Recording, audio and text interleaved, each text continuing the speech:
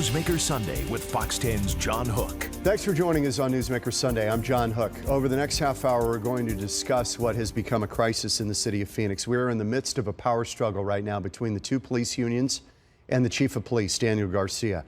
Earlier this week, as you're aware, the two largest unions representing officers and lieutenants and sergeants called for a vote of no confidence against Chief Garcia. Now, this move followed the suicide of a former Phoenix police officer, 12-year veteran of the department, Craig Tiger, who took his life after being fired by Chief Garcia. First, a little history lesson. A former Phoenix police officer's suicide has touched off a bitter power struggle between the police unions and Phoenix Police Chief Daniel Garcia. Officer Craig Tiger was fired after a 2013 drunk driving arrest that happened a year after he killed a suspect in a police shooting. Tiger was later diagnosed with post-traumatic stress disorder, but because of the DUI, lost his job anyway. The Phoenix Police Union says the department should have done more to help Officer Tiger, and two unions have called for a vote of no confidence against Chief Garcia. I don't know how anybody could sit and listen to Officer Tiger's story and not have empathy and compassion. That is a quality of leadership. It is void in this individual. Over the next half hour, you're going to hear from my interview, one-on-one interview with Chief Garcia earlier this week, and you're also going to hear the response to that interview from Joe Clure, who's our guest this week on Newsmaker Sunday. He's the head of PLEA, that's the Phoenix Law Enforcement Association. Good to see you. Thank you. Let's roll Chief Garcia, part one of the interview, and then give you a chance to respond. Let's take a look. This is my interview. Chief, thank you for spending some time with us today. This is the first time you've spoken publicly since Officer Tiger was laid to rest and since a vote of no confidence began on Monday. What would you like to tell the public right now, your officers within the ranks of Phoenix PD, to try to clear the air of what's going on right now? Well, the first thing is that I think I'd like to give my condolences to the Tiger family out of respect for Craig's death. When it happened, I was like everybody else. I think best way to describe it is that there was a number of people that were in emotional shock. This was very tough. I know the family was in emotional shock. I know my officers were, his friends. I was at home when I found out about it, and it was deeply saddening to me. You know, first off, my condolences to everyone. In the end, when he was trying to plead for his job, and he talked about PTSD, which is a problem, as you know, with police departments across the country. It's an issue. I want to give you also a chance to clear the air about that, because people want to understand why you made the decision you made to terminate Officer Tiger. He came to you with the PTSD. He claimed that he had issues, obviously. He said stemming from that fatal shooting in the park. What was the calculus and the reasoning behind letting him go at that point? I think as the week has transpired, there's a number of issues that have come up that the Craig Tiger had some issues, but the fact is, as far as being diagnosed with post-traumatic stress syndrome, that happened after the arrest. It happened after the arrest, and from that standpoint, I had to weigh that very heavily. The fact that someone has a post-traumatic stress issue that's diagnosed after an arrest, I think you have to consider that. I have a responsibility when one of my officers is involved in an action that falls under a criminal conduct to look at that action. Mental health issues or fitness for duty does not supersede that issue. You still have that criminal issue to address. I addressed it. I'm responsible for separating Craig Tiger from the employment with the Phoenix Police Department. But the fact is that there was a number of things that happened after that. Craig Tiger accepted that termination. He never appealed it. And he was represented by Joe Clure, the president of the police union. The police union never appealed the termination. So that leads me to believe that they understood it. The fact is, John, that sometimes the best avenue for our officers is not to be police officers. When someone is terminated or exited from employment, there's still a life out there. And some officers, the best thing you can do for them lead him in that direction. It's the best thing for him. As the chief of police, I have to make sure that from a mental health capacity, from a physical fitness capacity, someone is capable of being a police officer. In this case, he was under criminal investigation for DUI. Did anybody raise the idea of how about let's put him on medical disability, or can we get him a desk job, or is there some other place for Craig Tiger after 12 years with the department? And not at that point. At that point, the issue was the criminal investigation was in front of us. The fact is that there was many avenues offered to him prior to this incident and after the incident of the shooting itself that he was involved in. Let's talk about that for a minute, because this PTSD issue, and that's really come to the fore on how to deal with this going forward. It's been said that maybe 30% of officers at some time in their career are going to experience this. What is the department doing now, and what may it change going forward in the wake of this incident with Craig Tiger? I will tell you that the Phoenix Police Department is probably in the forefront in dealing with post-traumatic stress syndrome. And I can tell you that when an officer is involved in a police shooting, he has to be on mandatory issue off for at least 3 days. And then he has to see a psychologist and cleared to go back to duty before he goes on back to duty. That process took place. There's a number of things that were available to Craig Tiger and to any officer involved in this issue. Did he use it? Some of the issues, on that capacity, I don't want to get into some of the specifics because some of these issues are protected. We've got to be clear about two things. These programs, I want our officers to use them, and they do rely on the anonymity of the program, so I don't want to get too specific with those issues as well. But we do have peer relations groups that are available to our officers, crisis intervention teams after a police shooting, the employee assistance team, early intervention. We have a number of programs, mental health programs that are available to our officers. But that doesn't mean we can't improve. I welcome the opportunity that the city manager is looking at a bigger program for all of public safety. You think there may be some changes? I think so, but we should be open to that. We have to be open to that. Joe Clure joins me now. He's the head of PLEA, the Phoenix Law Enforcement Association. You just heard from the chief response. What was your sense of it? My sense of it is that I see a lot of deflection. I see a lot of inability to accept responsibility and accountability, a lot of denial. His excuse as the primary reason why he fired him was the criminal activity. Well, as you've probably heard, there are other cases similarly situated with DUI that he has not made the decision to terminate. So to say that it was all about the criminal aspect of this is inconsistent with prior decisions that the chief has made. You were sitting with Officer Tiger that day in the chief's office. You represented him, right? Yes. Can you take me inside that room? What was going on? We keep in mind Officer Tiger had just got out of treatment for a little over 2 months. He was sober, hadn't had a drink since. He very, very well articulated what he had been going through, including the nightmares and everything else. From the shooting in the park. From the shooting in the park. He clearly showed Chief Garcia that he had professional medical documentation, that he had PTSD as a direct result of a on-duty action. And he asked for his job. He asked not to be let go. He told him he would do anything that he was required of him. That he accepted full responsibility for the DUI. He said, give me, whatever the maximum punishment short of termination, I'm good with it. So to hear this, as the chief relates, that it was the criminal aspect, I don't buy it because it's inconsistent with the fact that we have other officers that have had misdemeanor criminal issues that have not been. Joe, did he make the decision that day, or did it take some time? No, I went back and reviewed the file, and he took about a week to make the decision. Did he give you any indication that day that he might not side with you? No, he never does. He listens, appears to listen intently and what have you, and then he always gives a decision at a later time. The loss of Craig Tiger is tragic. No matter how you slice it, it's just a tragic situation. He's got a young family, he's got young kids. But beyond that now, what is it that's got you so torqued off about this chief that you feel he should be out? Well, there's a lot of other issues other than the Craig Tiger tragedy. And it stems literally from the day he got here, pretty much. We have tried, both associations have tried with all our might to work with this chief to make him successful. To be honest with you, we want a good chief. We want a competent, skilled chief that can lead the department effectively. We do not have that in this man.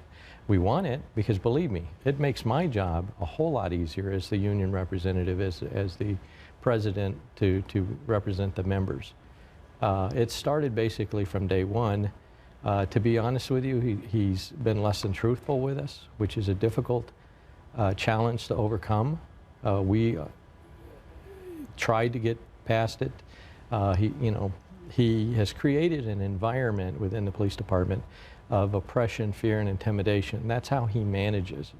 And the Chief Garcia that you see going around on the apology tour is not the same chief that we have to deal with behind closed doors. We got to take a quick break. Joe Clure is our guest on Newsmaker Sunday, head of the largest Phoenix Police Officers Union.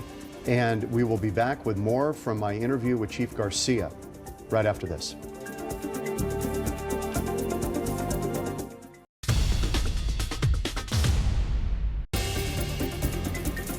Welcome back. So what is going on between the Phoenix Police Chief and the two unions that represent officers, lieutenants, sergeants? More of my conversation with Phoenix Police Chief Daniel Garcia, and then you'll hear from the union president, Joe Clure. Let me ask you, you've been on the job now for 2 years.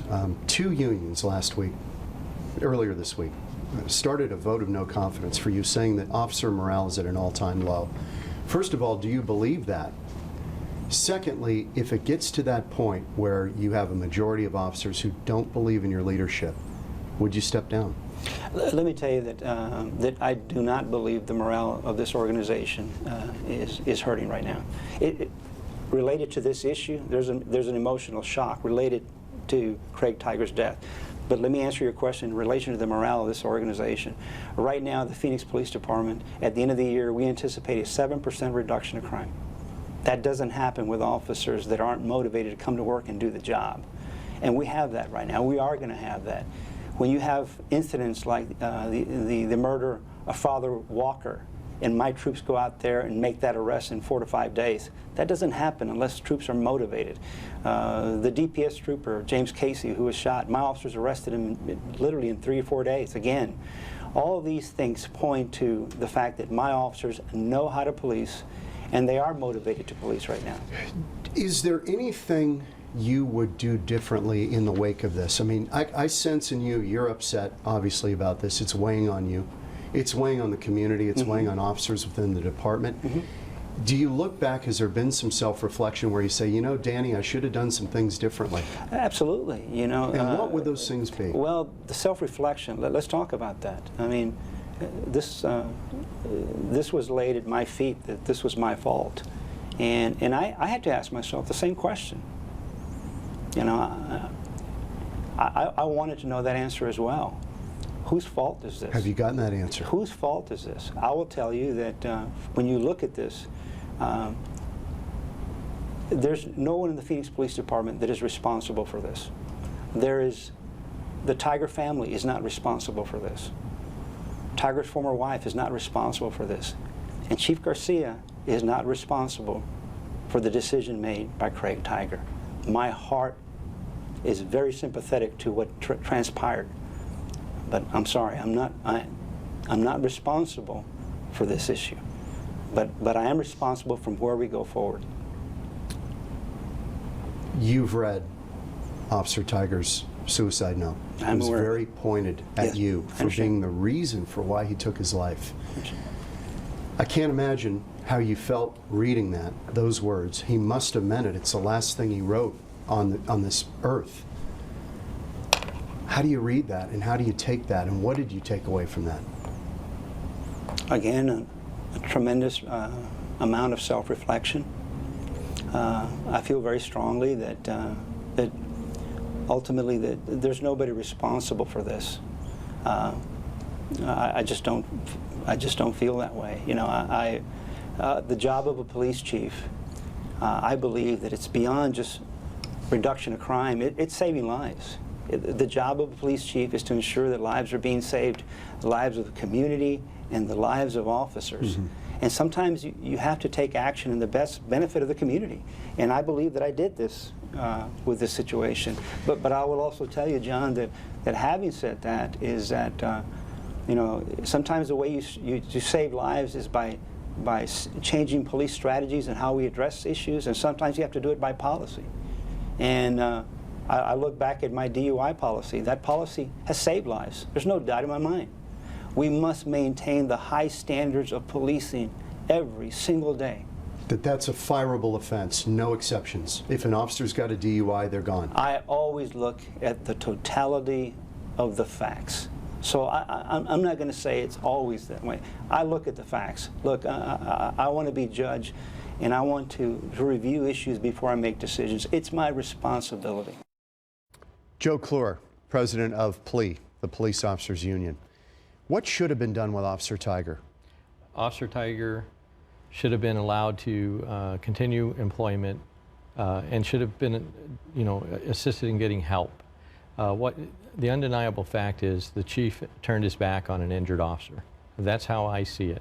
He had every opportunity to help that man, and he chose not to. That's why he didn't speak out, because he didn't consider him one of his own. But Joe, this was the straw that kind of broke the camel's back, right, with the union? It is. There's so many other issues within the Phoenix Police Department. What are the big ones that our viewers should know? Mainly the oppressive, fearful, intimidating work environment. This gentleman uses transfers, for example, as reward and punishment with the lieutenants. They have absolutely no control over their careers or their lives right now. If you are a friend, you get a good assignment. If you speak ill of the chief or anything that he's doing, you'll find yourself on an unfavorable shift. How do you believe the chief can survive all this? No. Eventually he's going to have to find a new home, because he has lost the locker room, if you want to use the coach analogy. And you know what? Don't believe me. Don't take my word for it. Don't even take the chief's word. Ask the officer in your neighborhood. Ask the officer that you know. What's it like? What's the morale like on the Phoenix Police Department? Some might be fearful of retaliation and not answer, but that'll speak volumes too. But ask the cops what they think. And we'll get into it in the next segment. The chief says that this is just a pattern with the union, that you guys have gone after every chief. True or false? Well, first of all, no, we didn't go after Harold Hurt. We had a tremendous relationship with Chief Garrett. The fact of the matter is, the Phoenix Sergeant and Lieutenants Association, that's where the true leadership is coming from this organization. They have never been at odds with the police chief. The chief wants to continue to be unaccountable to anybody, in complete denial, and when he says morale is good, I say the emperor has no clothes. Joe Clure, our guest on Newsmaker Sunday. More on my conversation with Chief Garcia right after this.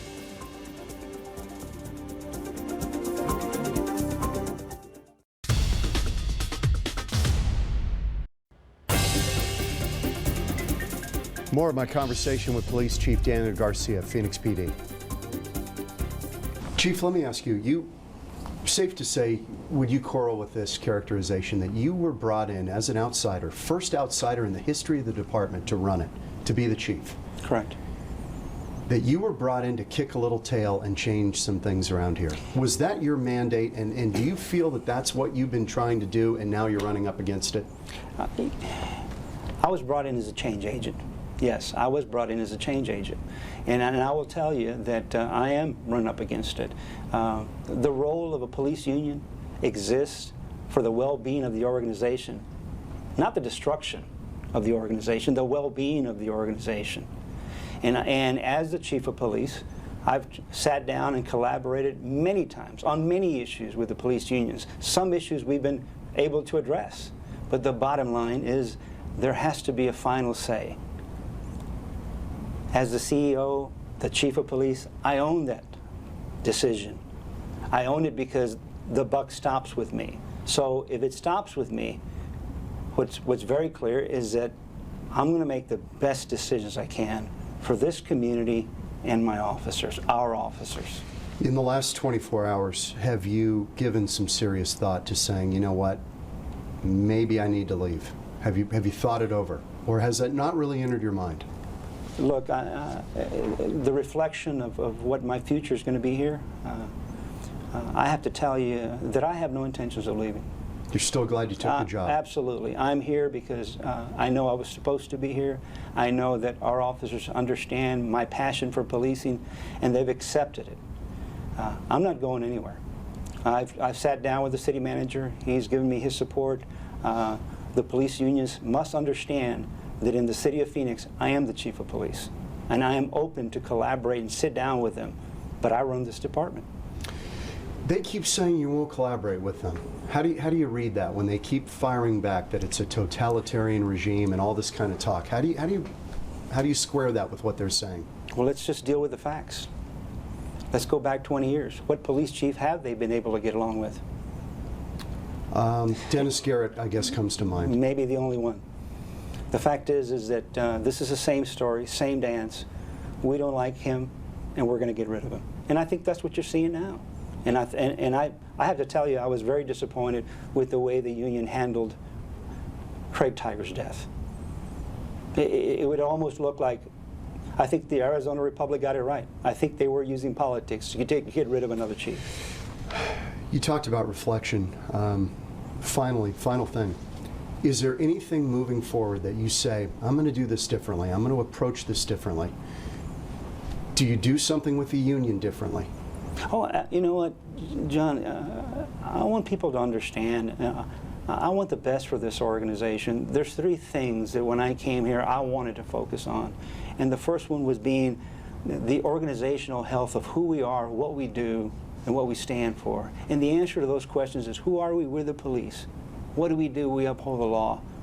What do we stand for? We stand for democracy and justice. If you look at my first year here, my second year and a half, it has been devoted to the nobility of policing, setting the high standards of policing, policing with a purpose, the oath of office, all things about the heart.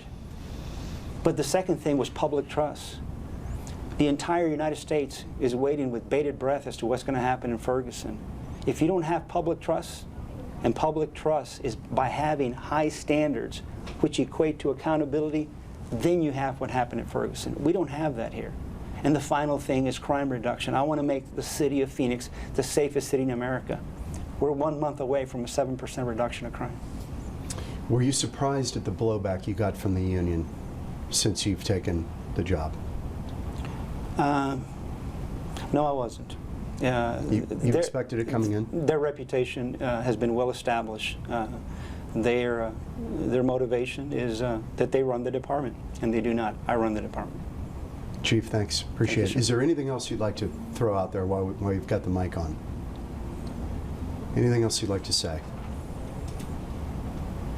No, you know, just to say that I support the city manager's position of looking even further into post-traumatic stress syndrome for public safety, police and fire, getting together and looking at this from a stronger perspective. You know, this decision I made was not made in a vacuum. It was looked at by our legal and looked at by HR, and ultimately the decision I made, I stand by it in relation to his employment status. But on Craig Tiger. On Craig Tiger. But we need to move forward. We need to forgive this incident, but we can never forget it. Is there anything you'd like to say to his family? Again, my condolences to the family. Did you want to be at his funeral yesterday? I wanted to be at it very much. But out of respect for the family and their requests, a number of requests, they requested the police honor guard, I gave it to them. There was a number of things they requested. I honored their request to stay away from it. I did that for them. They asked me, I approved. Chief, thank you. Thank you, John. Joe Clure, the head of PLEA, the police union. You've seen the entire interview. What's your final take? My final take is positive change is good. The police chief's responsibility is to nourish and improve the police department to better serve its community, not tear it apart. Again, don't take my word for it. Don't take the chief's word for it. Talk to the officers, and rest assured that the professional men and women of the Phoenix Police Department are going to continue to do the great job they always have, in spite of the police chief. Can you work with him going forward, or is it irreparable damage? Irreparable harm. Can't be fixed? No, cannot. If there were one thing you'd want to say to the chief, you've got 30 seconds, Joe, what would you say to him? It was, we tried. I think if you look back at the history of our publications, there were many pleas to him, please come around and work with us. It's not his style, it's not in his ability to do that. Everything he has done, he's been ordered to do. Joe, thank you. Appreciate Thank you you. coming on. Good to see you. Joe Clure. We'll see you next week on Newsmaker Sunday. Subscribe to our YouTube channel and get all the best videos from Fox 10.